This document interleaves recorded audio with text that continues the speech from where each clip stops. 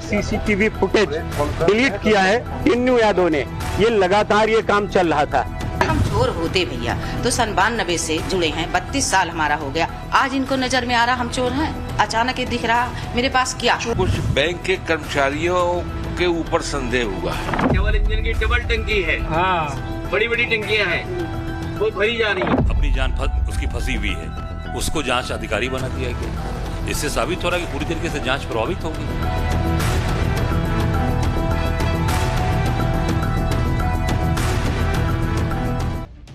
बहुत सनातनियों की आस्था का सबसे बड़ा केंद्र राम मंदिर एक बार फिर सुर्खियों में, लेकिन इस बार लोगों की आस्था को लेकर नहीं है कि वहां पर बड़ी संख्या में लोग पहुंच गए हैं, इतने श्रद्धालु और भक्त पहुंच गए हैं कि अयोध्या में प्रशासन की व्यवस्था चरमरा रही है। ये सब नहीं है बॉस, बल्कि आस्था से खिलवाड़ का ये मामला है जो चर्चा में है, लोगों को दुखी करने वाला मामला है।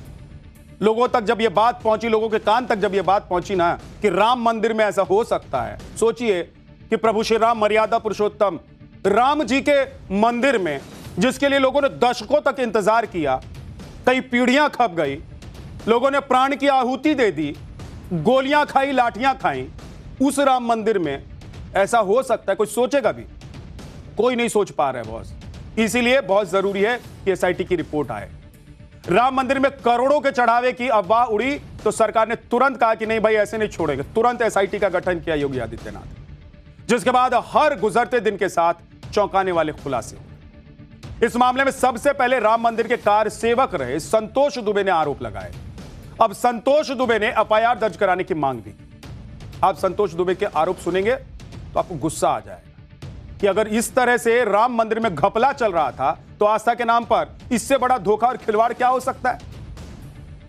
संतोष दुबे ने थाना राम जन्मभूमि में लिखित शिकायत दी है बॉस, जिसमें आरोप लगाए गए हैं कि दान में आने वाली धनराशि और बहुमूल्य आभूषणों के प्रबंधन में बड़े स्तर पर अनियमितताएं बरती गई। राम मंदिर ट्रस्ट से जुड़े कुछ पदाधिकारियों और कर्मचारियों की मिली भगत से करोड़ों रुपए का गबन हो गया।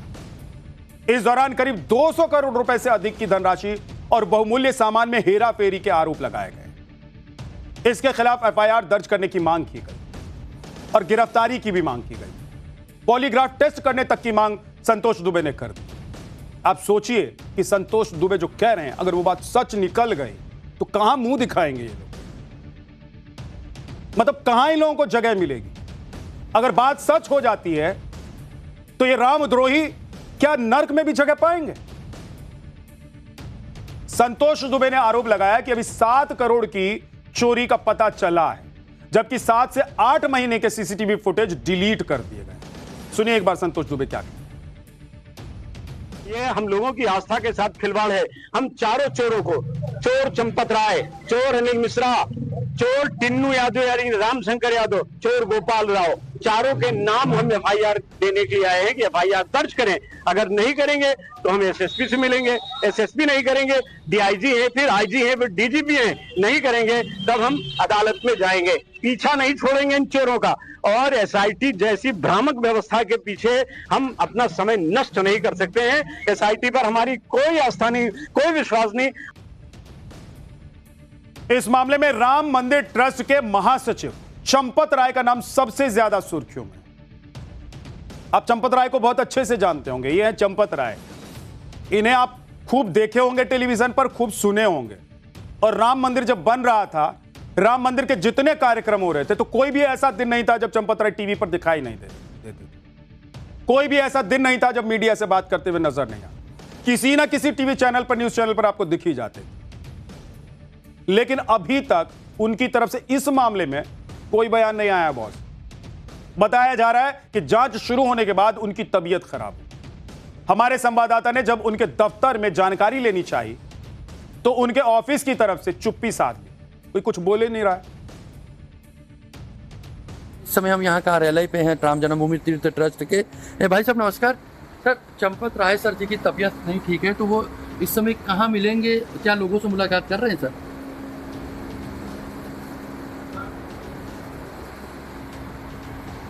जी सर।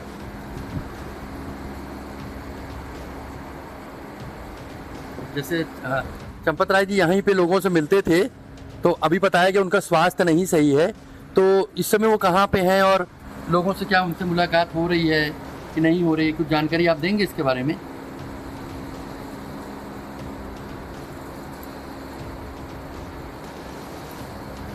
सर को शायद अभी ये जानकारी नहीं है या उनको मालूम नहीं होगा कि वो इस समय कहाँ पर हैं।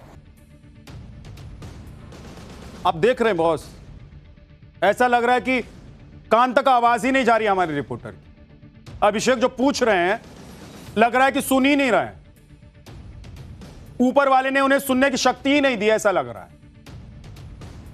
ऐसे कोई चुप्पी साधता है? अरे बताइए ना कहां हैं, क्यों नहीं आ रहे मीडिया में? बताना होगा ना। देश पूछ रहा है कि झूठ है तो बताइए कि झूठ है, और सच है तो बताइए कि सच है। अगर इस मामले में किसी ने पर्दादारी की है तो उसका नाम ही बताइए, क्योंकि चोर को तो एसआईटी की टीम पकड़ ही लेगी, लेकिन चोर के ऊपर पर्दा डालने वाले को भी नहीं छोड़ना है। इतना बड़ा मामला हो गया है। आप सोचिए, लखनऊ तक पूरे मामले की रिपोर्ट जा रही है, पूरे देश में हल्ला हो गया, विदेश तक हल्ला हो गया है कि राम मंदिर में गबन हो गया, घपला हो गया, घपला हो गया। सीएम योगी ने तुरंत एक्शन ले लिया, पूरे मामले को मॉनिटर कर रहे हैं, खुद जाने वाले हैं वो अयोध्या। लेकिन देखिए भाई साहब के मुंह से एक शब्द नहीं फूट रहा है कि चंपत राय जी कहां चले गए। ऐसे में सही वक्त है जब चंपत राय को सामने आ जाना चाहिए और स्थिति को साफ कर देना चाहिए, उनको बता देना चाहिए, क्योंकि उन्हीं के ऊपर चढ़ावे को मैनेज करने की सारी जिम्मेदारी चंपत राय जी की पर्सन है इस पूरे मामले में। और इसीलिए चंपत राय को आकर यह बताना होगा देश को, और बता देना चाहिए था अभी तक। पता नहीं अभी तक क्यों नहीं बताया। मतलब भाई आपको किस बात का डर है? आपको कोनो बात का डर है क्या? आप काहे घबराए हुए? आप देखिए कि चंपत राय पर सवाल इसलिए भी उठ रहे हैं क्योंकि उनके करीबियों पर गंभीर आरोप। रामशंकर यादव उर्फ टिन्नू यादव का नाम इस पूरे मामले में सामने आ रहा है। मैंने आपको बताया अभी थोड़ी देर पहले कि कौन कौन से नाम सामने आए हैं, उसमें टिन्नू यादव भी है। ये चंपत राय के बेहद खास बताए जा रहे हैं। टिन्नू यादव चढ़ावे की गिनती में शामिल होते, मतलब चढ़ावा जो हम आप चढ़ाते थे ना, जाते थे, पैसा चढ़ाया, किसी ने आभूषण चढ़ाया, किसी ने कुछ चढ़ाया, भाई जिसकी जितनी श्रद्धा और जैसी श्रद्धा वो चढ़ा रहा था, तो वो गिनती में बैठा करता था ये भाई टिन्नू यादव। इस पर आरोप लगा है, बताया जा रहा है कि कुछ समय पहले तक टिन्नू यादव ऑटो से चलता था। आरोप है कि अब टिन्नू यादव के पास 50 करोड़ रुपए से अधिक की संपत्ति होगी। तो बताएंगे ना भाई कि राम मंदिर इधर बना, राम जी पर चढ़ावा चढ़ रहा है, और आपने जो 50 करोड़ की संपत्ति जोड़ी है वो कहां से जोड़ी है? कोई ये नहीं कह रहा कि आपने राम मंदिर से जोड़ी। आ जाएगी रिपोर्ट तो पता चल जाएगा, लेकिन तब तक बताइए तो सही कि 50 करोड़ की संपत्ति एकाएक कहां से आपके पास आ गई, या कहां से लाए हैं? कौन सी ऐसी कमाई होती है जिसमें तुरंत ऑटो पर और टैक्सी में चलने वाला आदमी 50 करोड़ की संपत्ति जोड़ लेता है? बताइए देश को, अगर कोई ऐसा बिजनेस है तो। भाई देश में कोई गरीब ही नहीं रहेगा ना। हर ऑटो टेम्पो में चलने वाला आदमी कहेगा कि हमको भी वो बिजनेस का आइडिया दे दीजिए, हम भी कर लेंगे। लेकिन नहीं, कोई बोल नहीं रहा है बॉस। अयोध्या इंटरनेशनल एयरपोर्ट के पास आलीशान हॉस्टल है, स्टूडेंट हॉस्टल इस भाई का, जिस पर आरोप लगा है टिन्नू यादव। इन आरोपों की पड़ताल के लिए हमारी टीम टिन्नू यादव के घर भी पहुंची आज।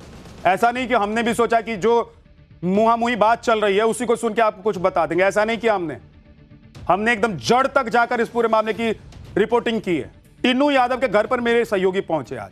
टिन्नू यादव का घर अयोध्या के स्वर्ग द्वार इलाके में, यह पुराना घर संकरी गलियों में बना हुआ है। टिन्नू यादव की पत्नी ने बताया कि उनके ऊपर लगाए गए सभी आरोप गलत हैं। एक बार सुन लीजिए। ये कहा जा रहा है कि पहले वो ऑटो चलाते थे और अचानक फिर उनके पास संपत्ति ऐसा कुछ नहीं, ऑटो था, 2-3 ऑटो था। बहुत अच्छे परिवार से हम लोग हैं। हमारे ससुर जी नए घाट पे उनका दुकान था, अच्छा खासा होटल था। आरी बगल पूछेंगे किसी से, सब बताएंगे। ऐसा नहीं था। ये फिर जो अचानक इनके नाम पर बीच में क्यों मामला आ गया कि मामला चढ़ावा चोरी का था, और ये चढ़ावे की प्रक्रिया से जुड़े थे क्या? कहीं कुछ नहीं जुड़े हैं। इनको तो आज तक कोई पद भी नहीं वहाँ दिया गया। 4 लोग आए, इनकी व्यवस्था कर दीजिए, चाय नाश्ता का। अधिकारी आ रहे हैं, इनका सम्मान करना, ये कर दीजिए। अगर हम चोर होते भैया तो 92 से जुड़े हैं, 32 साल हमारा हो गया। आज इनको नजर में आ रहा हम चोर हैं? मैडम, कोई नहीं कह रहा कि आप चोर हैं, लेकिन आरोप लगा है तो जवाब तो देना पड़ेगा ना। लोग कह रहे हैं कि 50 करोड़ की संपत्ति बन गई तो बताना पड़ेगा ना कि कहां से लाए भाई, कौन सा ऐसा बिजनेस है, कौन सी ऐसी नौकरी है, कौन सी ऐसी दौलत थी आपके पास बपौती पूर्वजों की, बाबा परदादा की, जिसको बेच के आपने इतना संपत्ति और इतना सब कुछ जोड़ लिया इतने कम टाइम में। अगर खानदान में पहले से इतनी संपत्ति थी तो उसका भी ब्यौरा दे दीजिए, क्या दिक्कत है? आरोप लगे हैं तो फिर भाई सफाई तुझे नहीं पड़ेगी। और आरोप कोई ऐसा है कि पड़ोसी का, भाई बंधु का, दियाद का जमीन हड़प लेने का आरोप है। ये करोड़ों सनातनियों, करोड़ों राम भक्त जो हैं उनकी आस्था को हड़प लेने का आरोप है बॉस। इसलिए इसका जवाब देना पड़ेगा जिसके नाम सामने आ रहे हैं। एक तरफ टिन्नू यादव का गलियों वाला मकान है तो दूसरी तरफ यह भी आरोप लग रहा है कि टिन्नू यादव ने अयोध्या के रामपथ के पास बने कई होटल्स में इन्वेस्टमेंट कर लिया हुआ। दावा किया जा रहा है कि इन होटल्स में लाखों रुपए लगाए गए हैं। अयोध्या के रामपथ से हमारे सहयोगी की एक रिपोर्ट आपको दिखाता हूं। तो ये जो इलाका है समझ लेना बहुत जरूरी है। देखिए यहाँ लाइन से आपको होटल्स नजर आएंगे, क्योंकि बड़ी संख्या में लाखों श्रद्धालु, करोड़ों श्रद्धालु हर महीने रामलला के दर्शन करने आते हैं। तो ऐसे में होटल इंडस्ट्री बड़े पैमाने पर यहाँ पर पनप रही है। गेस्ट हाउसेस का धंधा बहुत अच्छा है और इसी को ध्यान में रखते हुए टिन्नू यादव ने अपना पैसा इन होटल्स में निवेश किया था, इन्वेस्ट किया था। 8 से 9 संख्या बताई जा रही है। अकेले टिन्नू यादव नहीं थे, टिन्नू यादव ने अपने एक भतीजे मनीष यादव को भी राम मंदिर परिसर में ड्यूटी पर लगवाया था। वो भी वहां पे कामकाज किया करता था। तो अब SIT की जांच के दायरे में टिन्नू यादव हैं, उनसे भी पूछताछ की जाएगी, उनसे भी पड़ताल होगी और तब जाकर सच्चाई निकलकर सामने आएगी। दावे तो कई सारे किए जा रहे हैं, लेकिन आप इन आरोपों पर टिन्नू यादव का बयान भी आज सामने आ गया। टिन्नू यादव ने साफ किया है कि वो सिर्फ राम जन्मभूमि मंदिर के अंदर व्यवस्था देखते हैं। अगर आरोप लगे हैं तो जांच में पूरा सहयोग करेंगे। एक बार सुनिए टिन्नू यादव ने क्या कहा है। कह रहे हैं कि हम सहयोग करेंगे, अच्छी बात है। आरोप लगा है तो सहयोग कीजिए, बताइए भाई, क्योंकि मामला सिर्फ आपका नहीं है, ये दुनिया भर के जो राम भक्त हैं उनसे जुड़ा हुआ मामला है। जैसे राम मंदिर के जो प्रमुख प्रभारी का काम देख रहे हैं, गोपाल राव का रिश्तेदार, उनका नाम भी सामने आ गया। गोपाल राव के भतीजे हैं सोमेश आनंद, उनकी गतिविधियां भी संदिग्ध पाई गई हैं। बहुत बताया यह जा रहा है कि सोमेश आनंद ने एक साल में कर्नाटक सहित देश भर में करीब 50 यात्राएं की। आरोप है कि ट्रेन से जाते वक्त तो उनके पास कई बोलों में लगेज रहते थे, लेकिन जब वो फ्लाइट से लौटते थे तो उनके पास लगेज नहीं होता। फिलहाल सोमेश के बैंक खातों और हवाई टिकट्स की भी स्क्रूटनी की जा सकती।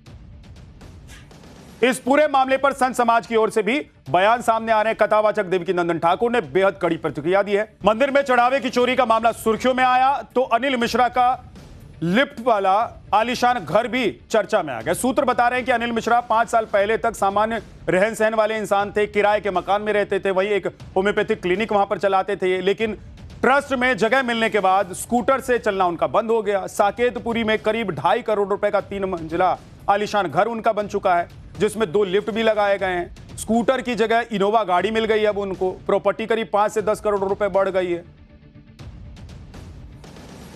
जांच के दायरे में एक और नाम है, वो नाम है केडी तिवारी का। केडी तिवारी के पास रामलला के दरबार में चढ़ने वाले सोने चांदी की कीमती आभूषण को लेकर उनको संभालने की जिम्मेदारी होती। अब केडी तिवारी इसलिए रडार पर हैं क्योंकि उन्होंने हाल ही में 1.5 करोड़ रुपए की एक जमीन खरीदी, जिसके बाद केडी तिवारी ने एक बयान जारी किया है